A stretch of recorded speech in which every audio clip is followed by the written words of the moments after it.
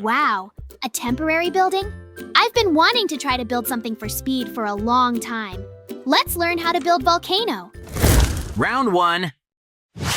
Okay, so I only have 1 minute to build my volcano, and that is not a lot of time, so I need to work fast and keep it simple. I am grabbing dirt blocks because dirt is the fastest material to place and break, and when you only have 60 seconds, you cannot afford to be picky about materials. I am stacking dirt blocks upward in a rough cone shape, making the base wide and then narrowing it as I go higher. A volcano is basically a mountain with a hole at the top, so the shape is pretty straightforward. Wide at the bottom, narrow at the top, with a crater in the middle. I am leaving a hollow space in the center as I build up. This is going to be the volcanic vent where the lava comes from. At the top, I am creating the crater rim, building up the edges around the central hole. Now I am pouring lava into the crater, filling the vent with molten rock. The lava glows orange and illuminates the whole structure from the inside. On one side, I am breaking a small hole through the crater wall so the lava has somewhere to flow out. The lava immediately starts pouring through the hole and cascading down the side of the dirt mountain in a single glowing stream. It looks like an active eruption with lava flowing from the crater down the slope. Phew, it took so much effort. Great, my volcano is ready. Hello? Hey, Banana Kid, look. I built it in just 1 minute. Do you like? Yay! Really? I am very glad that you like my makeshift construction. Maybe then you can try to build Volcano yourself in just 10 minutes? Ta-da! They ran to the place. This is where your building will be. Are you ready? Yay! Then go ahead. Round 2. Banana Kid is starting his volcano build, and he is taking a much more methodical approach than my quick dirt pile. He is placing 3 tall pillars first, building them straight up from the ground using a mix of stone blocks, cobblestone, and obsidian.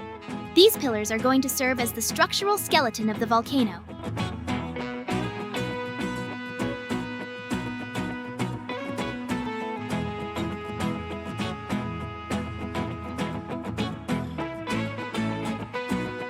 Giving him reference points for how tall and wide the final mountain should be.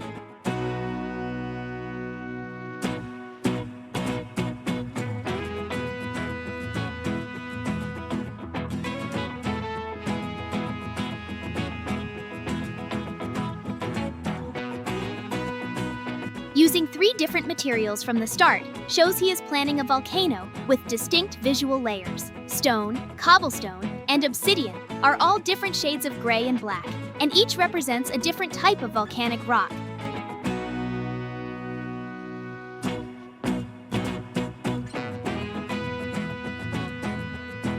Real volcanoes are made of multiple rock types, depending on when they formed and how the lava cooled. So using varied materials is geologically accurate.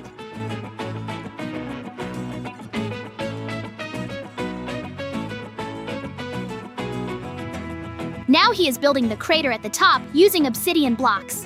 Obsidian is the perfect material for the volcanic vent because in real life, obsidian is actually volcanic glass that forms when lava cools extremely rapidly.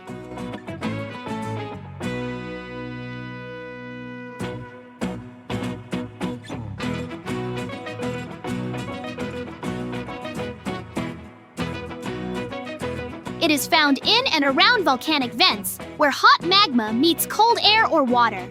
The obsidian crater rim is not smooth and even. Banana Kid is making it irregular with some sections built higher than others, and some parts sticking out more.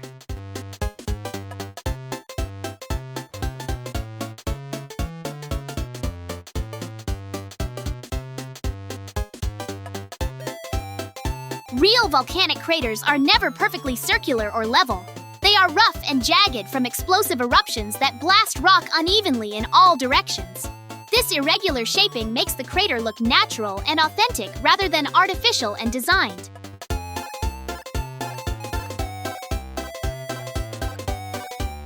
Moving down from the obsidian crater, Banana Kid is now building the main body of the volcano using cobblestone. Banana Kid has only 7 minutes left. He needs to hurry up.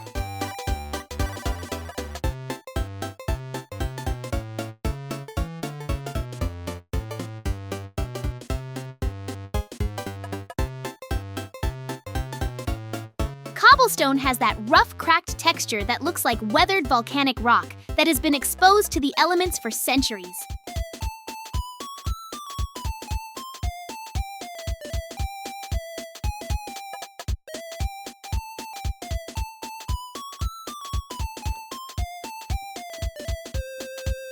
He is building the sides relatively straight and steep, giving this volcano a tall, narrow profile, rather than a wide, gently sloping one. Tall, narrow volcanoes are called stratovolcanoes, or composite volcanoes in real geology, and they form from thick, sticky lava that does not flow far before cooling. This creates steep-sided cones that tower dramatically above the landscape. Famous examples include Mount Fuji in Japan and Mount St. Helens in Washington. The cobblestone walls have a few intentional irregularities, small chips and protrusions that suggest erosion damage, and ancient lava flows that cooled midstream.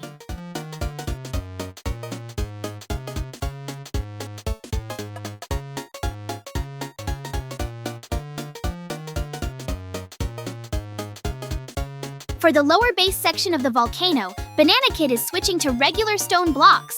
Stone has a smoother texture than cobblestone, representing older rock that has been worn down by time and weather. The stone base is about 2 blocks wider on each side than the obsidian crater above, creating a stepped profile where the volcano gets progressively wider as it descends toward the ground. This wider base is structurally accurate because real mountains need a broad foundation to support their weight.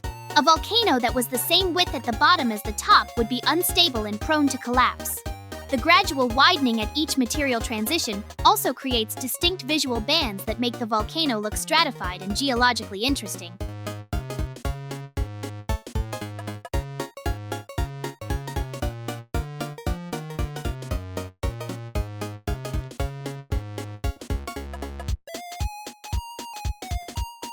Half the time, is he sure he'll make it?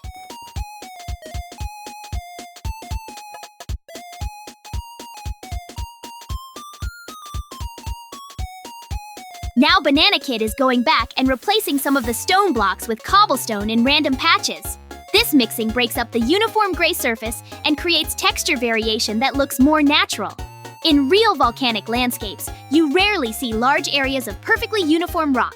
Instead, different rock types are mixed together in irregular patterns based on different eruption events, weathering patterns, and geological processes. A surface that is too uniform looks artificial and man-made, while a surface with random variation looks organic and natural. This technique of mixing similar colored blocks to create texture is one of the most important skills in realistic Minecraft terrain building.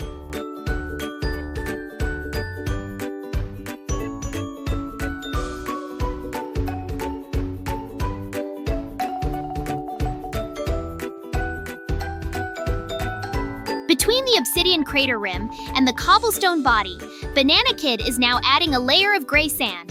This sand layer sits in an uneven band around the upper portion of the volcano, filling gaps between the obsidian and cobblestone sections. Gray sand represents volcanic ash, the fine powdery material that erupts from volcanoes along with lava. Volcanic ash settles on the slopes of volcanoes and accumulates in depressions and crevices.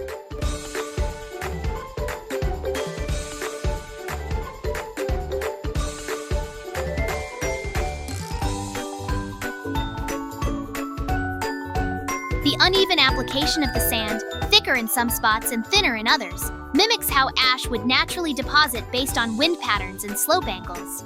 This ash layer adds another distinct material band to the volcano and softens the harsh transition between the black obsidian and gray cobblestone.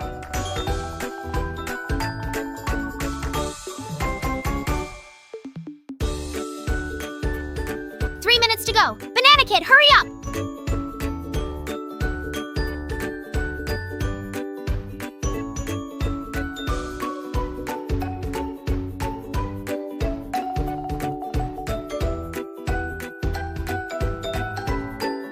On the left front side of the volcano, Banana Kid is building what looks like a lava flow using magma blocks. Magma blocks have that glowing cracked surface texture with orange fissures running through dark rock, which is exactly what cooling lava looks like in real life. Hot lava on the surface develops a dark crust that cracks and reveals the glowing molten interior beneath. Banana Kid is shaping the magma block flow to look like lava that has spilled over the crater rim and is streaming down the side of the volcano. At the bottom of the flow, he is placing stone slabs to contain it, creating a barrier that stops the lava flow from spreading infinitely across the ground. In real volcanic eruptions, lava flows eventually cool and stop spreading once they lose enough heat to solidify. Within the magma block flow, Banana Kid is now placing actual lava source blocks, mixing flowing liquid lava with the solid magma blocks. This combination creates a really convincing lava stream effect. The magma blocks provide the solid structural base of the flow, while the actual lava adds moving liquid elements that glow and animate. Some sections are solid cooling rock represented by magma blocks, while other sections are still actively flowing molten lava. This mixing of solid and liquid creates a much more realistic volcanic flow than using just one material alone. The flowing lava also provides light, illuminating the surrounding magma blocks and creating that characteristic volcanic glow. There are only a few minutes left. Banana seems to be finishing up already. Finally, Banana Kid is filling the crater at the top with regular lava source blocks. The lava pools in the obsidian-rimmed vent, glowing bright orange and casting light across the entire upper portion of the volcano. A lava-filled crater is the defining feature of an active volcano, the visible evidence that molten rock lies just below the surface ready to erupt. The contrast between the dark obsidian rim and the bright orange lava creates a dramatic visual focal point at the summit. From a distance, the glowing crater draws your eye upward toward the peak, which is exactly how real volcanic peaks look at night, when the glow of the magma reflects off the smoke and steam rising from the vent. The completed volcano stands tall and imposing with distinct material layers from base to summit.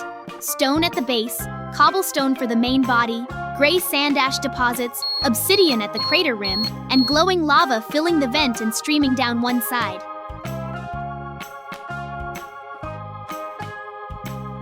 Ta-da! Yay! Where did everyone run off to? Hey guys, what's all that noise? Banana Kid and I are building Volcano on time, JJ. Who did it better? Oh, both of your buildings look great, but I think it's up to the audience to decide who did the best. Yes, JJ, you're right. Maybe then you have comments on the construction of Banana Kid? Banana Kid, you built such a realistic volcano in 10 minutes that I'm already envious. And you made the lava flow so professionally. I totally agree with you, JJ. Can you build Volcano in 15 minutes? Okay, then let's run to the place. JJ, good luck to you. We'll wait in the house. But Thanks, guys. Then I'm starting. Round 3.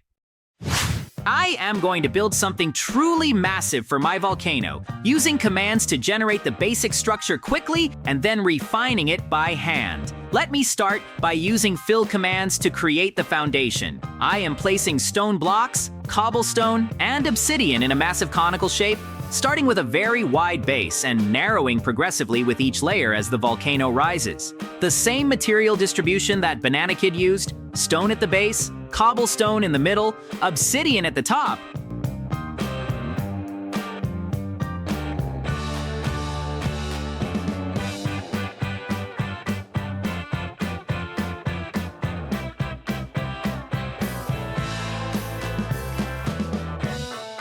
But I am distributing the blocks more evenly throughout each layer rather than in distinct bands.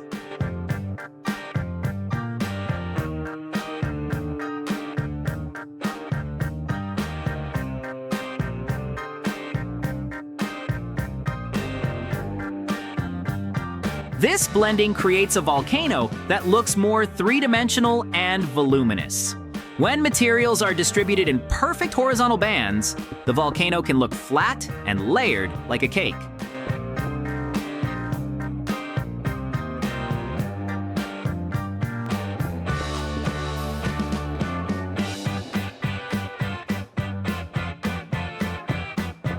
But when materials are scattered throughout each level with gradual transitions, the surface looks more natural, and the volcanic structure feels more solid and massive.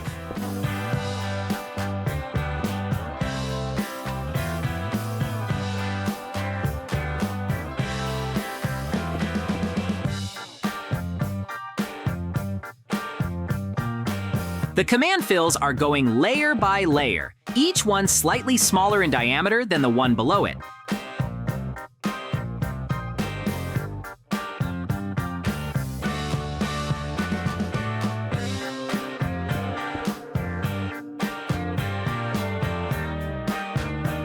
This creates the classic volcanic cone shape where the slope angle is relatively consistent from base to summit.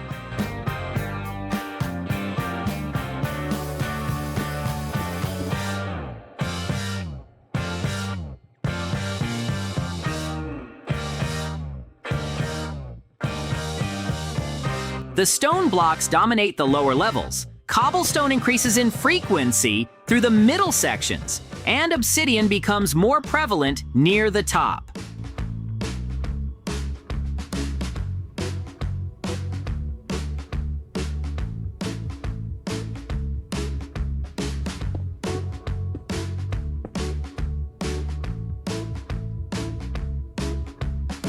I am using randomized block placement in my commands, so the material distribution is not perfectly uniform, which would look artificial.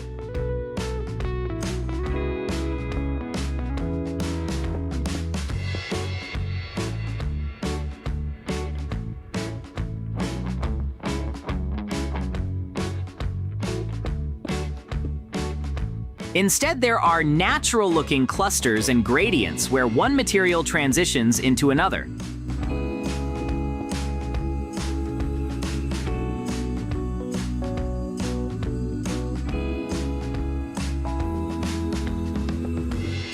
The overall effect is a volcano that looks like it formed naturally over millions of years of eruptions rather than being built by hand block by block.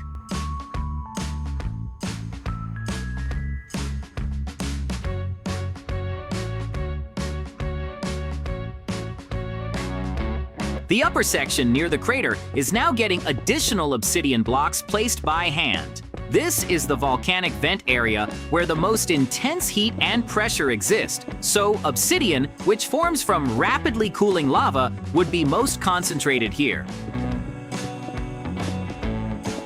I still have a lot of time left. I definitely have to do everything in time.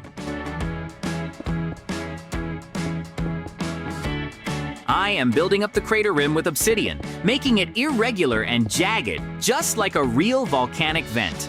Some sections of the rim rise higher than others, creating an uneven skyline at the summit. The crater itself is a deep bowl shape that will hold the lava pool.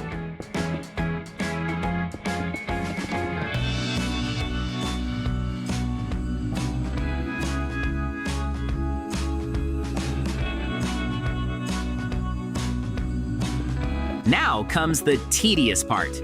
When you use commands to fill large areas with blocks, you often get gaps and holes where the command did not quite reach or where the shape calculations left empty spaces. I am going through the entire surface of the volcano by hand.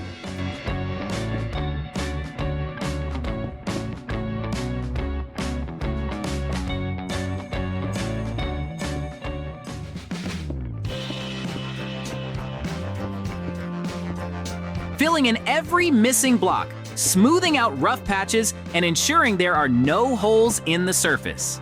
This manual refinement is what separates a quick command-generated shape from a polished, finished build. Commands give you the basic form quickly, but handwork gives you the quality and detail. I am flying around the volcano from every angle, checking for gaps against the sky, looking for places where you can see through the surface into hollow interior spaces.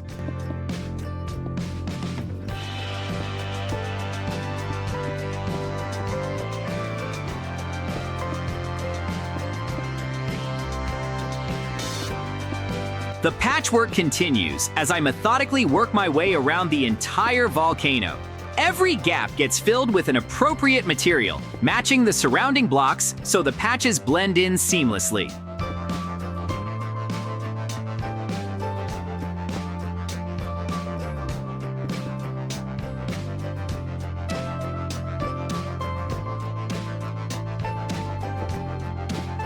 Stone blocks fill gaps in the lower sections, cobblestone fills gaps in the middle, and obsidian fills gaps near the summit. The surface is becoming more and more solid and consistent as I progress.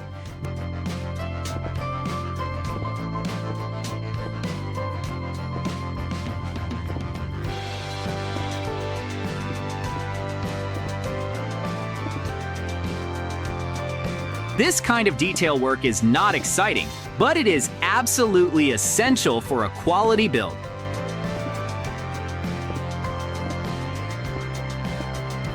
I've got half the time left. I'm kind of in time.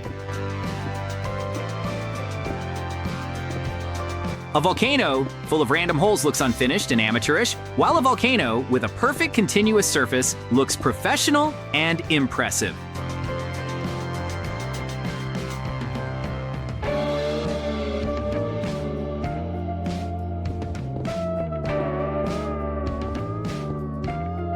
Now, for the dramatic moment. I am at the summit, pouring lava into the crater. The lava source blocks spread and fill the volcanic vent, glowing bright orange against the dark obsidian rim. The light from the lava illuminates the entire peak, casting an orange glow across the surrounding obsidian and cobblestone. I am watching as the lava pools in the crater and then starts overflowing the rim in places where I left the edge lower.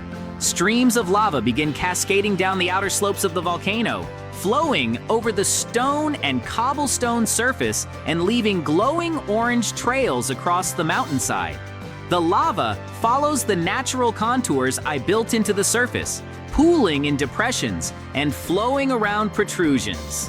Multiple lava streams are now running down different faces of the volcano, creating the appearance of an active eruption in progress. Now, I want to add something unexpected to this build. On the front face of the volcano, about halfway up the slope, I am going to build a modern house, a luxury home built right into the side of an active volcano. This is the kind of dramatic, ambitious construction you see in architectural magazines, wealthy people building homes in impossible locations just because they can. I am starting with quartz blocks for the main structure because quartz has that clean, white, modern aesthetic that contrasts dramatically with the dark volcanic rocks surrounding it. The house will be cantilevered out from the volcano slope, appearing to hang suspended over the lava-streaked mountainside below.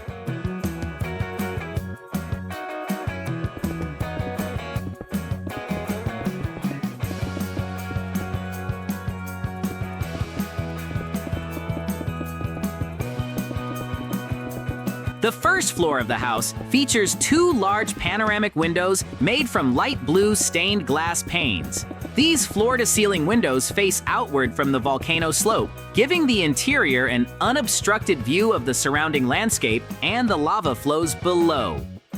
Light blue tinted glass filters the harsh light and adds a cool, sophisticated tone to the incoming view.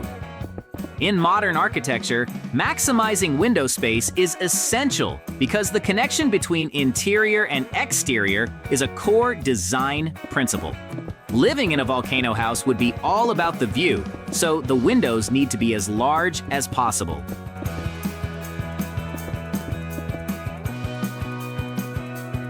Oh no, time flies so fast, I didn't even notice. The second floor has a different design. Instead of a solid wall with windows, I am creating an inset balcony that does not protrude beyond the first floor footprint. This recessed balcony is protected by the floor above while still being open to the air and the view.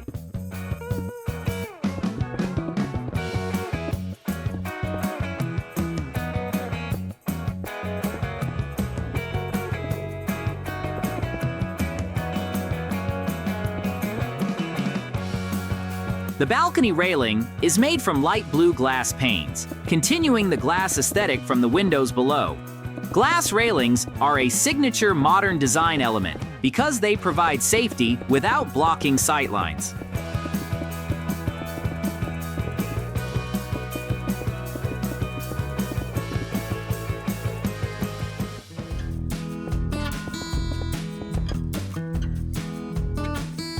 Standing on this balcony, you would have a completely unobstructed view of the volcanic landscape while being protected from falling by the transparent glass barrier.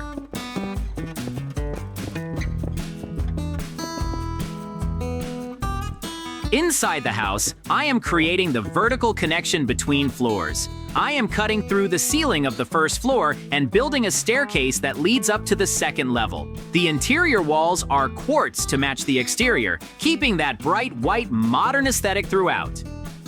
The contrast between the dark volcanic rock visible through the huge windows and the pristine white interior creates a dramatic visual tension. Nature versus architecture, chaos versus order, danger versus comfort. Time for furniture. On the first floor, I am placing a bed, a nightstand, and lamp.